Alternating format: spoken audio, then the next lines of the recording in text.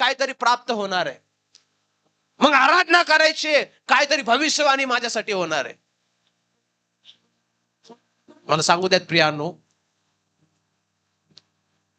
काहीतरी मिळेल, भविष्यवाणी होईल, काहीतरी अभिवचन मिळेल, पण ते पूर्ण होण्याची गॅरंटी आहे का? हालेलुया. देवाचं वचन सांगतं त्याच्या एका हातात दीर्घ आयुष्य आहे आणि दुसऱ्या हातात विपुल धन आहे.